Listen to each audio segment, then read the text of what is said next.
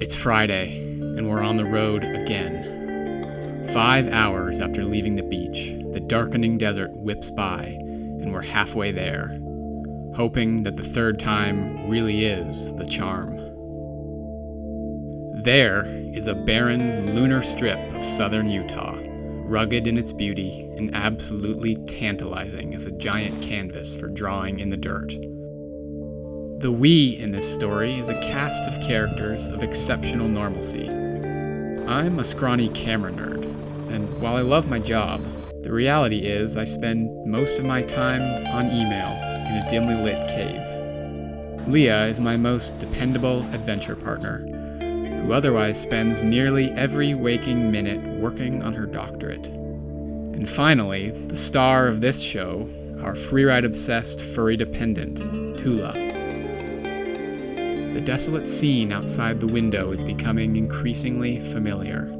Some might argue that 20 hours of driving is too much for one weekend, but we've made the long trek twice before over the previous year. Each time, we left somehow stymied by the unforgiving landscape and pulled away already thinking of when we'd return. The first time we showed up, my jaw was basically on the floor the whole weekend. But Leah came down with a nasty stomach bug and rode for all of a few minutes. It snowed, and we were forced to pack up early. Too many months later, back on the road we went, through Nevada in the night. When we awoke, our eyes told us we were in the desert, but our feet told an entirely different story. The land was swollen by water, the usually powdery terra firma reminding us more of a sticky swamp. We waited, hoping that someone would crank the heat just enough to make the dirt the right kind of tacky. But in a frustrating and humbling reminder of our powerlessness, Mother Nature had other plans. We left, having clocked nearly a full day of driving and not a single minute of riding bikes.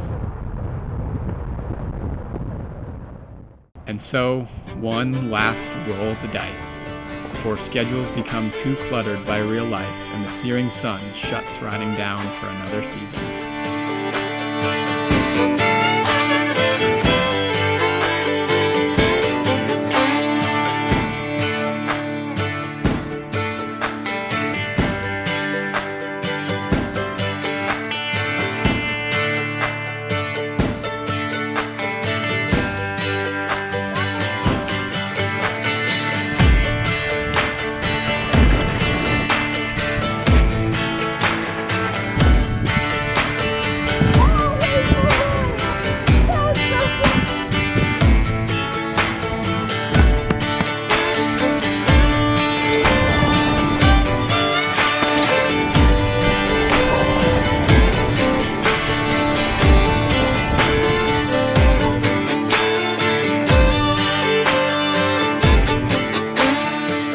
Finally, it had all lined up. We were parked smack dab in the middle of a giant playground, and apart from a few minutes of studying and sleep, there was nothing to do but play.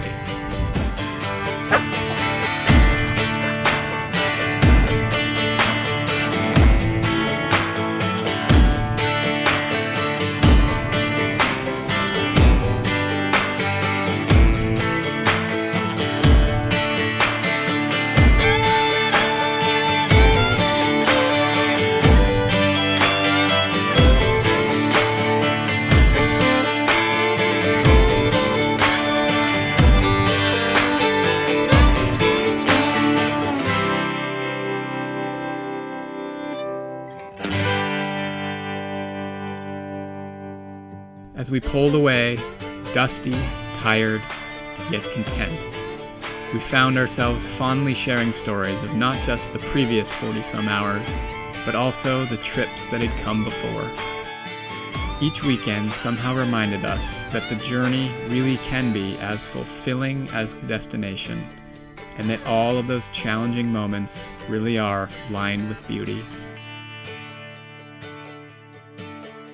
No matter the ups and downs, or how much time we actually spend on bikes, the adventures we get to share together always become the best and strongest memories. Here's to next weekend.